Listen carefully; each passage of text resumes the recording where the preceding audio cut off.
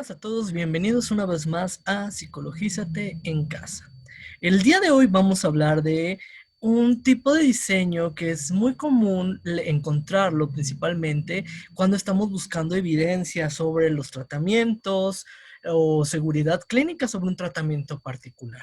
De hecho, actualmente han cobrado muchísima importancia, por ejemplo, para la creación de diferentes vacunas para la pandemia que estamos actualmente pasando, y nos ha ayudado también para hacer diferentes tratamientos psicológicos que demuestren realmente su efectividad y seguridad clínica.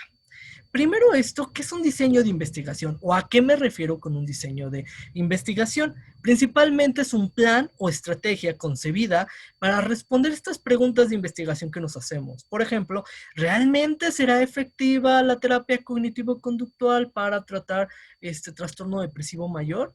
Y esto nos permite, este tipo de diseños nos permiten alcanzar estos objetivos que estamos planteando. A continuación les presento estos, como digamos, como división de diseños de investigación propuestos por la Universidad de Oxford en el Centro de Medicina Basada en Evidencia. Esto en otro video lo vamos a abordar con mayor precisión. Pero vamos a empezar. ¿A qué nos referimos con estudios experimentales?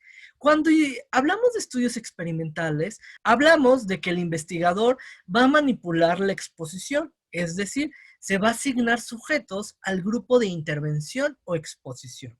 A diferencia de los no experimentales solamente observamos lo que pasa. Sin embargo, en los experimentales ya tenemos una modificación, ya tenemos una variable independiente que modifica una variable dependiente.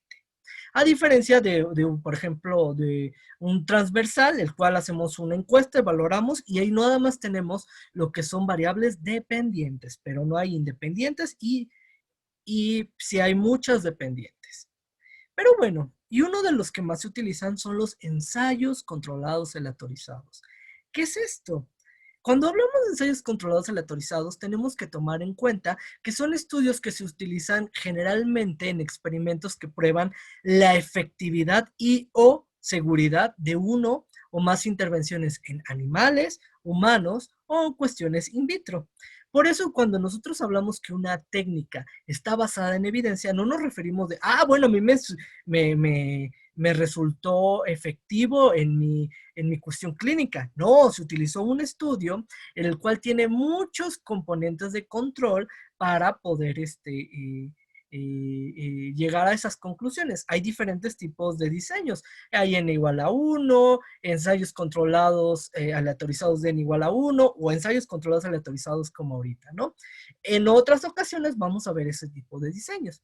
¿Cuáles son las ventajas? Nos permiten la asignación aleatoria, que ahorita lo vamos a ver, el ocultamiento o el cegamiento de los participantes, de los investigadores y de los analistas de datos, y tiene alto control metodológico. Y esto es muy importante. ¿Por qué? Porque esto nos permite llegar a conclusiones. Sin embargo, no todos pueden hacer un ensayo controlado aleatorizado. ¿Por qué? Porque tiene altos costos económicos. Por ejemplo, para hacer un ensayo controlado aleatorizado, CONACYT te brinda apoyo aproximadamente de 4 millones. CONACYT es, por ejemplo, el Departamento Nacional que se dedica a la investigación. Son muy costosos porque tenemos que trabajar, pues tenemos en primer lugar contratar la intervención, los que van a administrar la intervención, los que van a analizar los datos, los que se van a dedicar a hacer la asignación aleatoria, los materiales, porque tenemos que generar integridad del tratamiento, entre otras cosas. Hay sesgos de voluntarios. ¿Por qué? Porque cuando lanzamos esta intervención, como es una parte experimental, no necesariamente entran todas las personas o puede haber multicomorbilidades que sean excluyentes en este tipo de ensayos, los cuales es un problema porque sabemos, por ejemplo, en psicología que cuando se presenta un trastorno depresivo mayor o algún tipo de trastorno, usualmente tiene un alto grado de comorbilidad, por ejemplo, con el trastorno de ansiedad generalizada o con trastorno obsesivo compulsivo, entre otros, ¿no? Y hay frecuencias marginales que tenemos que considerar. Hay unos que les va súper bien y otros que les va súper, súper mal. Pero esto es algo que tenemos que controlar desde el momento en que estamos analizando el estudio. Pero, ¿qué es un ensayo controlado aleatorizado? Es esto. La intervención se está probando, se asigna a 2 o más grupos. Cada grupo se va a llamar un brazo, se les conoce como trials o brazos del estudio. Por ejemplo, un estudio donde sean 2 intervenciones, intervención 1, intervención 2 y grupo control, serían de 3 brazos, ¿ok? Y se les va a seguir de manera prospectiva, es decir, a largo del tiempo, a los participantes, y los resultados de interés se van a registrar y se van a hacer comparaciones entre estos grupos para ver si realmente encontramos eficacia o seguridad clínica. Pero ¿cómo se realiza un ensayo controlado, un ensayo controlado aleatorizado?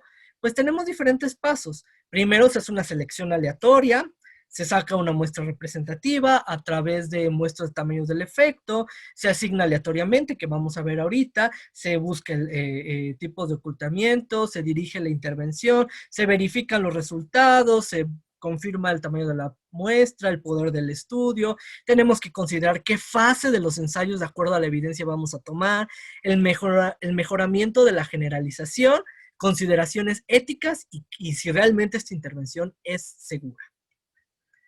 Vamos a empezar con uno de los puntos que me parece primordial para hablar de ensayos controlados aleatorizados. Si no hay asignación aleatoria, es cuasi experimento, es otra cosa, menos ensayos controlados aleatorizados.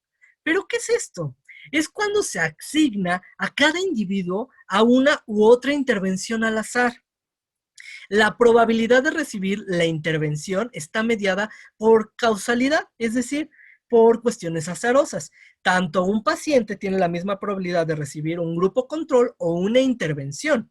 Y si el tamaño de la muestra es ideal, se distribuirán de acuerdo a parámetros estadísticos y de parámetros de probabilidad, se plantea que se distribuyen de la misma forma. Y asumimos que la intervención va a dar los resultados más confiables. Por ejemplo, no es que yo asigne a los que creo que le van a ir mejor a la intervención que a los que no, sino que de forma aleatoria llegan o no. Puede ser que a una persona, pues eso puede eliminar, por ejemplo, el sesgo de la tecnología, entre otras cosas. Y entonces tenemos dos tipos de diseños. Tenemos los estudios paralelos y los estudios entrelazados. En inglés los vamos a encontrar como parallel design o crossover design. Los estudios paralelos son ensayos donde cada grupo de participantes está expuesto a una sola de estas intervenciones. Es decir, el grupo 1 solamente se expone a intervención 1, el grupo 2 intervención 2 y el grupo 3 por ejemplo, sería grupo control. Pero en los estudios entrelazados, cada participante tiene que recibir ambas tratamientos o ambas psicoterapias. Por ejemplo, si el grupo 1 recibió la intervención 1 y el grupo 2 la intervención 2, en la siguiente fase de este estudio, el grupo 2 va a recibir la intervención 1 y el grupo 1 la intervención 2. Pero ¿cómo se ve esto? De esta manera. En el primero es un ensayo paralelo, como podrán darse cuenta, solamente cada grupo va a recibir una intervención, pero en el segundo cuadro que pongo, cada grupo recibe las dos intervenciones, de manera, entrelazada o en crossover, como lo vamos a encontrar. ¿Por qué es importante ocultar la asignación aleatoria? ¿Por qué hablamos de ocultar, de que los pacientes no sepan qué tipo de tratamiento nos va a ayudar? Pues esto significa que ni los facilitadores, ni los proveedores e investigadores conocen si el próximo participante va a recibir el tratamiento o no. Y esto nos ayuda a que tengamos con mayor certeza de que no haya el sesgo de que, ay, tú sabías que le iba a ir mejor, entonces esto pues puede ser que, pues claro, pues si él iba mejor con este tipo de tratamiento, pues lo pusiste para que los datos se modificaran.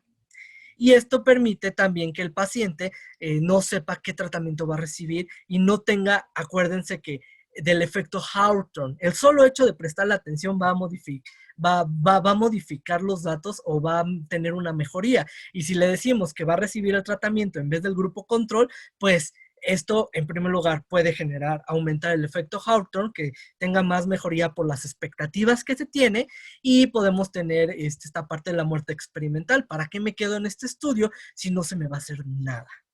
Y hay un ejemplo muy interesante en Doctor House, donde Foreman, cuando está saliendo con una doctora que se llama 13, con el objetivo de que 13 reciba el mejor tratamiento, y modifica esta asignación aleatoria y pues echa a perder un ensayo controlado aleatorizado, que ya vimos que son muy costosos y que esto puede incluso dañar su reputación y tener problemas principalmente en cuestiones éticas y científicas. Y para esto también nos va a ayudar el cegamiento o el blind en inglés, que es se puede introducir sesgo cuando la persona, como ya habíamos mencionado, tiene información inconsciente si los investigadores o los participantes saben que está recibiendo la intervención y quién no. ¿Por qué? Porque ya lo había mencionado. Puede ser que incluso los investigadores digan, como estos van a recibir la intervención, voy a darles mejor trato, y esto puede, por este sesgo o este tipo de invalidez del experimentador, puede generar problemas en los resultados. Y tenemos diferentes tipos de ciegos. Simple ciego, los participantes no saben qué intervención están recibiendo. Doble ciego, se ciega a los participantes y a las personas que van a dar este tipo de intervenciones. Triple ciego, se ciega a los participantes, a los investigadores y a las personas que analizan los datos. Es decir, aquellas personas que se dedican a sacar resultados no saben si es el grupo control o es el grupo intervención. Y esto nos ayuda a tener más certeza de, yo no escucharé los datos, yo se los di a alguien más y él me dio los resultados. Entonces yo tengo certeza de que estos resultados realmente son los de mi experimento. También es importante considerar la generalización. Dependiendo del lugar, esto nos va a decir qué tan generalizables pueden ser. Vamos a encontrar de única sede, es un mismo protocolo para realizar en un hospital, que esto puede tener sesgo porque puede ser que no se estén contemplando otras características en otros lugares, o multicéntricos. Esto es muy importante, es un mismo protocolo, pero en diferentes lugares de su realización, pero a pesar de que sean diferentes protocolos, se deben de considerar las mismas cosas: asignación aleatoria, selección aleatoria, por ejemplo, el cegamiento. Y a pesar de que sean multicéntricos, tenemos que considerar que tengan estos objetivos. Si no, puede ser multicéntrico, pero puede estar sesgado. Y tenemos que ver, cuando leamos los ensayos controlados aleatorizados, los resultados. Los resultados van a dividirse entre 3: primarios, secundarios y terciarios. Y deben de estar especificados y ser recolectados por personas independientes al estudio. Por eso es caro, porque tenemos que pagarle a otra persona que analice estos resultados. El resultado primario no es otra cosa que el desenlace primario, o lo más importante que representa el beneficio del tratamiento, y puede ser de eficacia o de seguridad, y nos permite pues tomar decisiones. Por ejemplo, un ensayo controlado aleatorizado de terapia cognitivo-conductual en trastorno depresivo mayor, el resultado primario es ver si realmente redujo la sintomatología depresiva o el trastorno depresivo mayor lo dejó en remisión. En resultados secundarios tenemos esta información sobre los efectos terapéuticos de menor importancia, efectos adversos o tolerabilidad. A veces sí, puede ser que haya tenido efectos, pues sí, efectos, digamos, de tamaño del efecto bajo, moderado, pero que en sus resultados secundarios haya tenido efectos adversos, como ha pasado, por ejemplo, con algunas intervenciones de psicoterapia gestal, donde, por ejemplo, la silla vacía en pacientes con trastornos psicóticos o trastornos de ansiedad generalizada, han demostrado que este tipo de técnicas, como la silla vacía, aumenta la probabilidad de desarrollar brotes psicóticos. Entonces, pues, a pesar de que tiene buen resultado, hay eventos adversos. Hay que considerarlo. Y resultados terciarios son de menor importancia, pero usualmente son mediciones paraclínicas que se realizan durante el ensayo o desenlaces. Pueden ser otro tipo de resultados. Pueden ser que hayan evaluado también niveles, no sé, en la sangre, otro tipo de medidas, pero que no sean tan importantes para el estudio. Y cuando vemos un ensayo controlado autorizado, no todos tienen el mismo objetivo. Tenemos que ver la fase, porque entre ensayos controlados aleatorizados hay diferentes subdiseños y generalmente deben de pasar para llegar a conclusiones. Por ejemplo, para llegar a decir que una vacuna es eficaz, tiene que pasar por diferentes fases. Igual para los tratamientos psicológicos. En primer lugar, se estudia la reacción de la intervención en humanos. En la fase 1 se van a estudiar los mecanismos regulatorios de conducta o los mecanismos que están interactuando en este tratamiento para demostrar eficacia. En la 2 van a ver el potencial terapéutico y los eventos adversos. En la fase 3, la confirmación de este efecto terapéutico y los eventos adversos, y casi en los estudios psicológicos no se hace, pero se debería de hacer, evaluar los efectos adversos después de ya la comercialización. Y esto es muy importante porque muchas veces vemos un ECA, pero no mencionan qué tipo de fase es. Y a veces queremos hacer intervenciones basadas en evidencia, pero nos saltamos estudiar los mecanismos regulatorios de la conducta, lo cual en otras áreas sería indispensable. Y entonces, pues a veces cuando nosotros en los ensayos controlados aleatorizados no vemos los eventos adversos, nos puede pasar, por ejemplo, como con algunas ensayos controlados aleatorizados, por ejemplo, la vacuna de Oxford y AstraZeneca, la cual pues tuvieron que volverlo a modificar y volver a hacer cambios porque demostró algunos problemas, principalmente de eventos adversos. Esto es un chiste, ahorita ya lo modificaron, ¿no? Y ya tienen mejores conclusiones.